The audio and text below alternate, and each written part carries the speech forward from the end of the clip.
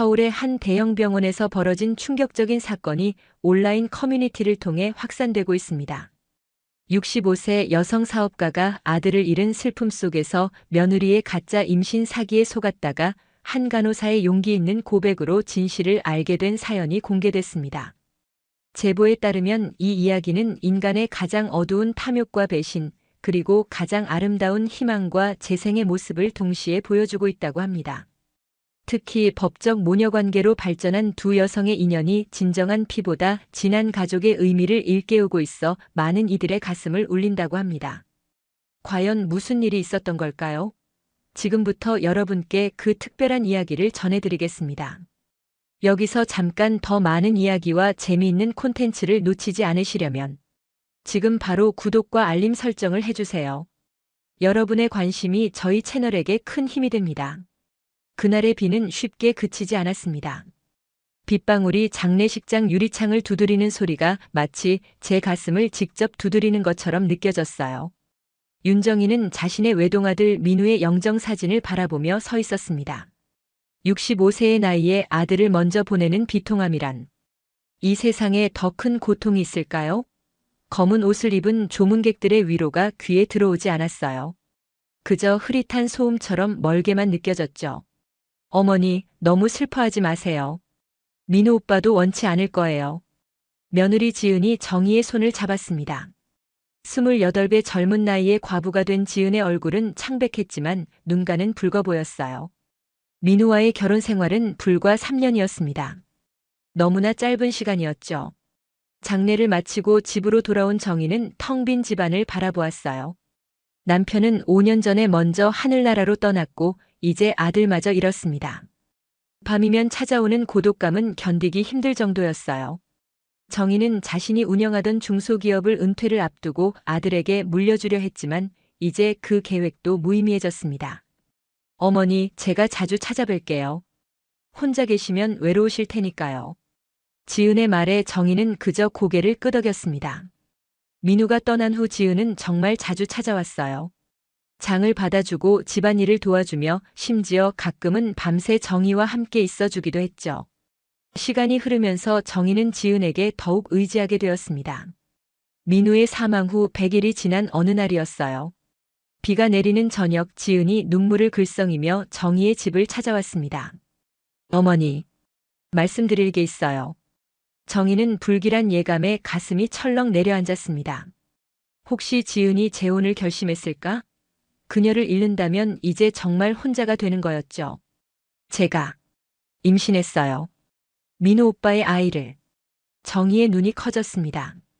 목소리가 떨렸어요. 뭐라고? 정말이니? 네. 민우 오빠가 떠나기 전에 우리 아이가 생겼나 봐요. 초기라 몰랐는데 최근에 검사를 받았더니 정희는 그 자리에서 일어나 지은을 끌어안았습니다. 눈물이 멈추지 않았어요. 아들이 남긴 마지막 선물, 그녀의 핏줄이 이어질 수 있다는 희망이 가슴 깊은 곳에서 피어올랐습니다. 망연히 앉아있던 정희의 얼굴에 오랜만에 미소가 번졌죠. 지은아, 고마워. 정말 고마워. 그날 밤 정희는 오랜만에 편안한 잠을 잤습니다. 꿈에서 민우가 웃으며 나타났어요. 아들의 웃음소리가 귓가에 맴돌았죠. 정희는 꿈속에서 민우에게 말했습니다. 걱정 마라 아들아. 내 아이. 내가 잘 키울게. 다음 날 아침 정희는 서둘러 일어나 집안 청소를 시작했어요. 오랫동안 손대지 않았던 작은 방을 아기 방으로 꾸밀 생각에 가슴이 설렜습니다. 지은에게 전화를 걸어 함께 살자고 제안했죠. 큰 집에 혼자 사는 것보다 지은과 아이를 돌보는 게 좋겠다는 생각이었어요. 어머니, 정말 괜찮으세요? 제가 폐를 끼치는 건 아닐지. 무슨 소리니? 내 손주를 키우는데 무슨 폐야. 어서 이사와. 지은은 일주일 만에 정희의 집으로 짐을 옮겼습니다. 함께 지내면서 정희는 지은의 건강을 챙기는 데 온 신경을 쏟았어요. 아침마다 영양가 있는 식사를 준비하고 정기적으로 병원에 데려갔습니다. 매번 병원에 갈 때마다 초음파 사진을 받아오는 일이 정희에겐 가장 큰 기쁨이었죠. 어머니, 이번 주말에 아기용품 쇼핑 좀 다녀올까요? 지은의 말에 정희는 눈을 반짝였습니다. 그래. 내가 인터넷으로 좀 찾아봤는데 요즘은 좋은 제품이 많더라고. 특히 아기 침대는 안전한 걸로 사야 해. 두 사람은 백화점과 아기용품 전문점을 돌아다니며 필요한 물건들을 구입했어요. 아기 옷, 기저귀, 젖병 등을 고르는 동안 정희는 행복감에 젖었습니다. 민우가 아기였을 때 생각도 났죠. 그때는 지금처럼 좋은 제품이 많지 않았어요. 아기 침대를 고르면서 정희는 민우가 자던 침대를 떠올렸습니다. 민우는 밤에 잘 안 자는 아기였어.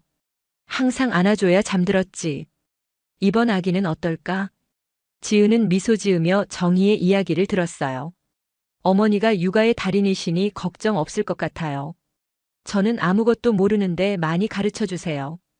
그렇게 시간은 흘러 지은의 임신 4개월 차가 되었습니다.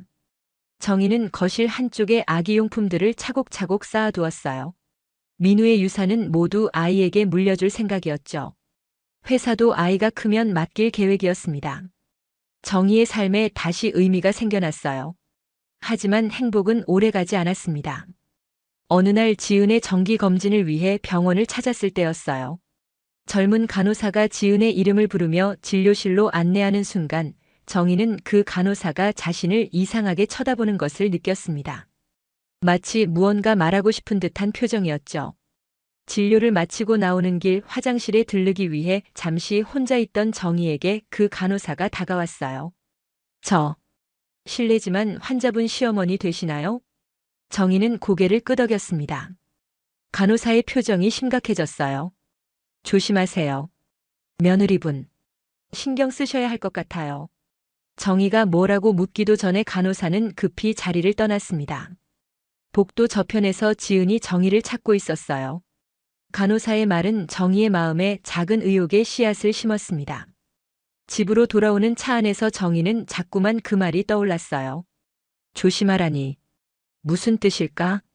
정희는 간호사의 경고를 뒤로하고 지은과의 일상을 이어갔습니다. 날이 갈수록 지은의 배는 불러왔고 정희는 손주를 맞이할 준비에 더욱 열중했어요. 아기 방은 이제 노란색 벽지로 꾸며졌고 아기 침대와 옷장, 그리고 작은 장난감들로 가득 찼습니다. 정희는 매일 밤 잠들기 전 그 방에 들러 곧 태어날 아이를 위해 기도했죠. 지은아, 오늘은 어때? 입덧은 좀 나아졌니? 네, 어머니. 많이 좋아졌어요. 어머니가 챙겨주신 생강차 덕분인 것 같아요. 정희는 미소 지었습니다. 지은을 위해 매일 아침 정성껏 준비한 생강차였죠. 종종 정희는 지은의 배에 귀를 대고 아기의 소리를 들으려 했어요. 아직 태동을 느끼기엔 이른 시기였지만 정희의 기대는 날로 커져갔습니다. 어머니, 이번 주말에 산부인과에서 정밀 검사를 한대요. 아기 성별도 알 수 있을지 모르겠어요. 정희의 눈이 반짝였습니다. 정말? 어떤 아이일지 너무 궁금하구나. 남자아이면 민우처럼 듬직하게 생겼을까? 지은은 살짝 긴장한 표정을 지었다가 이내 미소를 지었어요. 네, 그럴 것 같아요. 어머니, 이번엔 제가 혼자 가볼게요.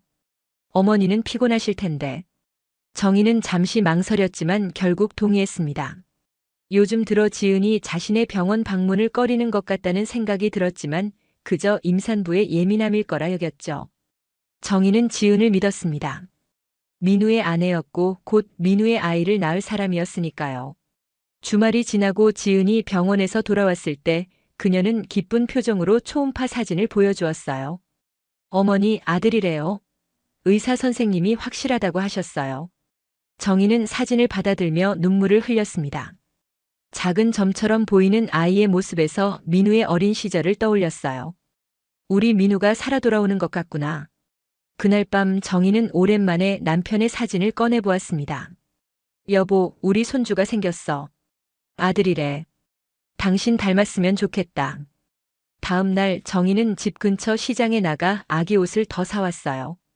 파란색 니트 모자와 양말, 작은 곰 인형도 함께요. 지은은 그런 정희를 보며 미소 지었지만 가끔 그 미소 뒤에 숨겨진 무언가가 있는 것 같았습니다. 어느 날 저녁 정희가 지은의 방을 정리하다가 우연히 그녀의 핸드폰을 보게 되었어요. 화면에는 병원에서 온 메시지가 떠 있었죠. 내일 오후 2시 예약 확인됐습니다. 원장님께서 직접 진료하실 예정입니다. 정희는 잠시 멈칫했습니다. 지은은 내일 약속이 있다고 말한 적이 없었어요. 그녀가 핸드폰을 두고 갔다는 것도 이상했죠. 지은은 항상 핸드폰을 몸에 지니고 다녔으니까요. 정희의 마음속에 의심이 커져갔습니다. 혹시 아기에게 무슨 문제라도 있는 걸까? 그래서 말하지 않는 건가? 정희는 자신의 의심을 지우려 노력했지만 간호사의 경고가 자꾸만 귓가에 맴돌았어요. 내일 지은이 병원에 가면 몰래 따라가 볼까? 이런 생각을 하는 자신이 부끄러웠지만 정희는 불안감을 떨칠 수 없었습니다. 다음 날 오후 정희는 망설임 끝에 지은의 뒤를 밟기로 결심했습니다. 점심을 먹은 후 지은은 외출 준비를 했어요. 어머니, 친구를 만나고 올게요. 저녁은 제가 사올게요. 정희는 태연하게 대답했습니다. 그래, 조심히 다녀와. 지은이 나가자마자 정희는 서둘러 옷을 갈아입고 집을 나섰어요.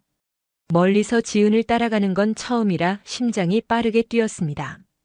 자신이 하는 일이 옳은지 수없이 고민했지만 간호사의 경고와 지은의 비밀스러운 행동들이 그녀를 밀어붙였어요. 지은은 정확히 메시지에 적힌 병원으로 향했습니다. 정희는 병원 입구에서 잠시 망설였어요. 이대로 들어가면 지은과 마주칠 수도 있었죠. 그래서 정희는 병원 맞은편 카페에 자리를 잡고 병원 입구를 지켜보기로 했습니다. 1시간이 지났지만 지은은 나오지 않았어요. 초조함에 정희는 카페 종업원에게 병원에 대해 물어보았습니다. 저기 병원 원장님이 누구신지 아세요? 종업원은 무심히 대답했어요. 한기석 원장님이요. 유명한 산부인과 의사세요. 이 동네에서 10년 넘게 하셨어요. 정희는 고개를 끄덕였습니다. 지은이 다니는 병원과는 다른 곳이었어요. 왜 지은은 다른 병원에 비밀리에 오는 걸까요? 의심은 점점 더 커져갔습니다. 카페에서 지친 눈으로 창밖을 바라보던 중 정희는 병원에서 나오는 지은을 발견했어요. 놀랍게도 그녀의 옆에는 중년의 남자가 함께 있었습니다. 아마도 한 원장일 거예요. 두 사람은 무언가 심각한 대화를 나누는 듯 했죠. 지은이 고개를 끄덕이면서 무언가를, 아마도 봉투를 받는 모습이 보였어요. 정희의 심장이 요동쳤습니다. 카페를 나와 집으로 향하는 동안 정희의 마음은 혼란스러웠어요. 집에 도착해보니 지은은 아직 돌아오지 않았습니다. 정희는 지은의 방으로 들어갔어요. 이렇게 남의 방을 뒤지는 건 평생 처음이었지만 의심이 확신으로 바뀌어가고 있었습니다. 서랍을, 옷장을, 가방을. 정희는 떨리는 손으로 지은의 소지품을 하나하나 살펴보았어요. 그러다 침대 매트리스 밑에서 작은 수첩을 발견했습니다. 수첩을 펼치자 지은의 글씨로 적힌 메모가 보였죠. 한 원장 마이너스 매달 50만 원, 초음파 사진 조작 완료. 시어머니 재산 상속 계획 마이너스 민후 사망 1년 후. 가짜 출산 예정일 마이너스 11월 15일. 정희의 손에서 수첩이 떨어졌습니다. 온몸이 얼어붙은 듯 했어요. 눈앞이 캄캄해졌죠. 아들의 죽음 이후 유일한 희망이었던 손주. 그것은 모두 거짓이었습니다. 지은의 임신은 처음부터 거짓이었어요. 민우의 재산과 정희의 회사를 노리고 꾸민 계략이었습니다. 코앞까지 찾아온 배신감에 정희는 그 자리에 주저앉았어요. 눈물이 흘렀습니다. 하지만 이내 분노가 치밀어 올랐죠. 정희는 자신이 얼마나 어리석었는지 깨달았어요. 아들을 잃은 슬픔에 눈이 멀어 모든 것을 믿어버린 자신이 한심했습니다. 그때 현관문이 열리는 소리가 들렸어요. 지은이 돌아온 것입니다. 정희는 급히 수첩을 제자리에 두고 자신의 방으로 돌아왔습니다. 온몸이 떨리고 있었어요. 어떻게 해야 할지 막막했습니다. 당장 지은을 추궁할까? 아니면 더 많은 증거를 모을까? 정희는 깊은 숨을 들이마시며 생각했어요. 어머니, 돌아오셨어요? 제가 치킨 사왔어요. 지은의 밝은 목소리가 들렸습니다. 마치 아무 일도 없었던 것처럼 행동하는 그녀의 모습을 상상하니 분노가 치밀어 올랐어요. 하지만 정희는 침착함을 유지하기로 했습니다. 진실을 모두 밝혀내기 전까지는. 나 좀 피곤하구나. 너 먼저 먹어. 정희는 방 안에서 대답했습니다. 지은과 마주치면 감정을 숨기지 못할 것 같았어요. 그날 밤 정희는 한숨도 자지 못했습니다. 머릿속은 복수 계획으로 가득 찼죠. 하지만 먼저 확실한 증거가 필요했어요. 그리고 그 증거를 찾을 사람이 있었습니다. 다음 날 아침 정희는 일찍 일어나 병원으로 향했습니다. 지은에게는 친구를 만난다고 거짓말을 했어요. 병원에 도착한 정희는 접수대에서 조심스럽게 물었습니다. 혹시 그때 근무하신 젊은 간호사분이 계신가요? 접수원은 잠시 고민하더니 고개를 끄덕였어요. 네, 채은 간호사님 말씀이신가요? 지금 진료실에 계세요. 정희는 기다림 의자에 앉아 초조하게 시간을 보냈습니다. 1시간쯤 지났을 때 마침내 그 간호사가 나타났어요. 정희는 재빨리 다가가 그녀를 불렀습니다. 며칠 전에 경고해 주셨죠? 제 며느리에 대해서. 간호사 채은은 정희를 알아보고는 놀란 표정을 지었어요. 그녀는 주변을 살피더니 정희에게 작은 목소리로 말했습니다. 여기서 얘기하긴 곤란해요. 점심시간에 병원 뒤 카페에서 만나요. 12시예요. 정희는 고개를 끄덕이고 병원을 나왔습니다. 약속 시간까지 근처 공원에서 초조하게 시간을 보냈어요. 정확히 12시 정희는 카페에 도착했습니다. 채은은 이미 자리에 앉아 기다리고 있었어요. 오셨군요. 사실 이런 일에 개입하는 게 맞는지 고민했어요. 하지만 너무 악랄한 일이라. 정희는 간절한 눈빛으로 물었습니다. 제 며느리가 임신한 게 거짓이라는 거죠? 채은은 천천히 고개를 끄덕였어요. 네. 지은 씨는 임신한 적이 없어요. 처음에는 단순히 건강검진으로 왔다가 한 원장님과 거래를 시작했죠. 가짜 초음파 사진, 가짜 진료 기록. 모두 돈을 주고 만든 겁니다. 정희의 눈에서 눈물이 흘렀습니다. 어제 발견한 수첩의 내용이 사실임을 확인받은 순간이었어요. 왜 이런 일을 저에게 알려주시는 거죠?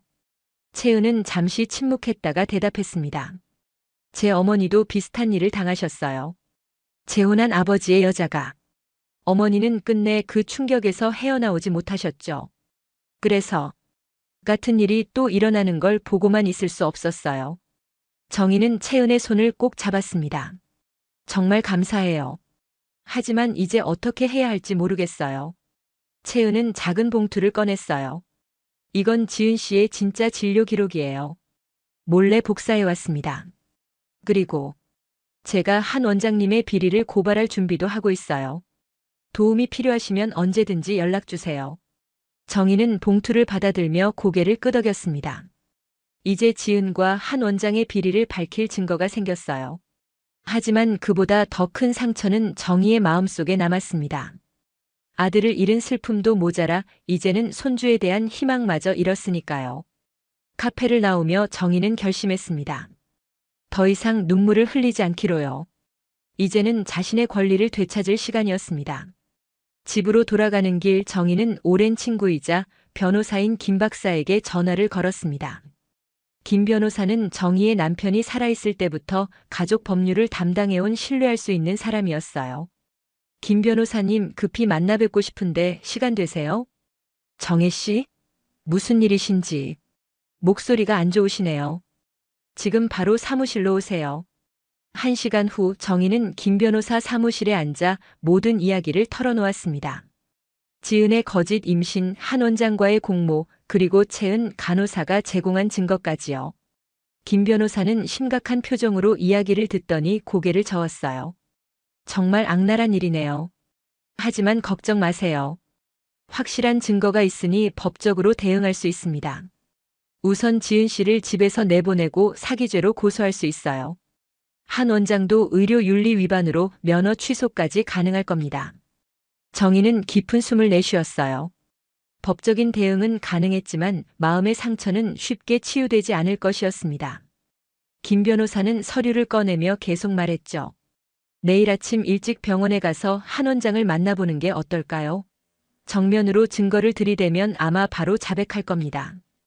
의사 면허가 걸린 문제니까요. 정희는 고개를 끄덕였습니다. 네, 그렇게 하죠. 다음 날 아침 정희는 일부러 지은에게 아무 말도 하지 않고 일찍 나갔어요. 김 변호사와 함께 한 원장의 병원으로 향했습니다. 아직 진료 시간 전이었지만 병원 직원들에게 급한 일이라고 설명하자 한 원장을 만날 수 있었어요. 진료실에 들어서자 한 원장은 놀란 표정을 지었습니다.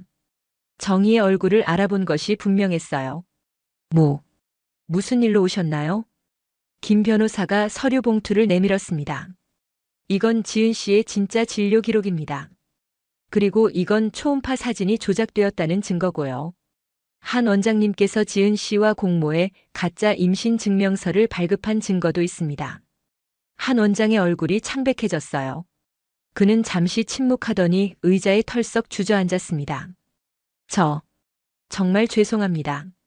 지은 씨가 처음에는 단순히 임신한 척하는 거라고 시어머니를 기쁘게 해드리고 싶다고 했어요. 나중에야 그녀의 진짜 의도를 알게 됐습니다. 정희는 분노를 참으며 물었어요. 얼마나 받았습니까? 내 아들의 죽음을 이용해 나를 속이는데 얼마를 받았냐고요. 한 원장은 고개를 숙였습니다. 매달 500만 원. 총 4천만 원 정도요. 김 변호사가 냉정하게 말했어요. 이 일이 알려지면 의사 면허는 물론이고 형사처벌도 피할 수 없습니다. 지금이라도 모든 걸 인정하고 서면 자백서를 작성하시는 게 좋을 겁니다. 한 원장은 더 이상 저항할 수 없다는 걸 알았는지 모든 것을 인정했습니다. 자백서를 작성하는 동안 정희는 창밖을 바라보았어요. 하늘은 맑았지만 그녀의 마음은 먹구름이 가득했죠. 병원을 나와 집으로 향하는 차 안에서 정희는 김 변호사에게 물었습니다. 이제 어떻게 하면 좋을까요? 오늘 저녁 지은 씨에게 모든 사실을 알고 있다고 말씀하세요. 그리고 즉시 집에서 나가라고 하십시오. 필요하다면 제가 함께 가겠습니다. 정희는 고개를 저었어요. 아니에요. 이건 내가 직접 해결해야 할 문제예요. 집에 돌아온 정희는 평소와 같이 행동하려 노력했습니다. 지은은 여전히 임신한 여자처럼 배를 살짝 내밀고 다니며 정희에게 미소 지었어요. 그 미소가 이제는 얼마나 가식적으로 보이는지. 정희는 저녁 식사 시간이 되기만을 기다렸습니다. 마침내 저녁 식사 시간 정희는 테이블에 한 원장의 자백서와 지은의 수첩, 그리고 진짜 진료 기록을 올려놓았어요. 지은이 식탁에 앉자 정희는 차분하게 말했습니다. 지은아, 이게 다 뭔지 설명해 줄래? 지은의 얼굴에서 핏기가 싹 빠졌습니다. 그녀는 테이블 위에 놓인 서류들을 보더니 몸을 떨기 시작했어요. 입술이 파르르 떨리는 것이 눈에 보였죠. 어머니, 이게 무슨... 거짓말은 그만해. 모든 걸 알고 있어. 한 원장도 모든 걸 자백했어.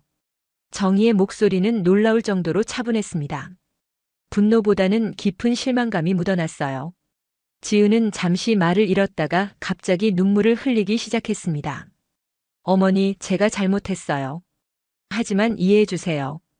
민우 오빠가 갑자기 떠나고 저는 아무것도 없는 28살 과부가 됐어요. 앞날이 막막했어요. 정희는 고개를 저었습니다. 그래서 내 아들의 죽음을 이용해 내 재산을 노렸다는 거니? 가짜 임신으로 나를 속이고. 지은은 흐느끼며 대답했어요. 처음에는 정말 어머니를 위로해드리고 싶었어요. 어머니가 너무 슬퍼하시는 모습을 보니. 그런데 어머니가 너무 좋아하시는 거예요. 그때부터 생각이 복잡해졌어요. 언제까지 이 거짓말을 이어갈 생각이었니? 가짜 출산까지 계획했더구나. 지은은 고개를 숙였어요. 입양. 비밀 입양을 생각했었어요. 정희는 깊은 한숨을 내쉬었습니다. 아무리 들어도 이해할 수 없는 잔인함이었어요. 자신의 슬픔을 이용한 사기극이었죠. 지금 당장 짐을 싸서 나가. 내일 아침까지 시간을 줄게. 그리고 더 이상 내 앞에 나타나지 마. 지은은 애원하듯 정희의 손을 잡으려 했지만 정희는 손을 뿌리쳤어요. 어머니, 제발요. 저 갈 곳이 없어요. 제가 잘못했어요. 용서해 주세요. 다시는 이런 일 없을 거예요. 정희의 눈에서 눈물이 흘렀습니다. 용서? 그건 불가능해. 내 아들이 남긴 유일한 것이라고 생각했던 너를 이제 더 이상 볼 수 없을 것 같구나. 지은은 마지막으로 애원했지만 정희는 단호했어요. 결국 지은은 자신의 방으로 들어가 짐을 싸기 시작했습니다. 정희는 거실 소파에 앉아 창밖을 바라보았어요. 어둠이 깊어가는 밤하늘처럼 그녀의 마음에도 어둠이 깊어갔습니다. 다음 날 아침 지은은 조용히 집을 나갔어요. 작은 캐리어 하나만 끌고서. 정희는 창문을 통해 그녀가 택시에 오르는 모습을 지켜보았습니다. 아들 민우와의 마지막 연결고리가 사라지는 순간이었죠. 지은이 떠난 후 정희는 준비해둔 아기 방으로 들어갔습니다. 노란색 벽지, 작은 침대, 장난감들. 모두 거짓된 희망을 위해 준비한 것들이었어요. 정희는 그 방 한가운데 서서 오랫동안 울었습니다. 어쩌면 마지막 눈물이 될지도 모른다는 생각으로요. 일주일이 지나고 정희는 김 변호사의 도움으로 법적 절차를 모두 마무리했습니다. 지은은 사기죄로 고소됐고 한 원장은 의료윤리 위반으로 면허 정지 처분을 받았어요.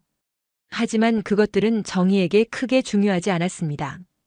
이미 상처는 깊게 남았으니까요. 그런 정희에게 작은 위로가 찾아왔어요. 병원에서 만났던 간호사 채은이 정희를 찾아온 것입니다. 정희 어머니 괜찮으세요? 한 원장님이 병원을 그만두셨다고 들었어요.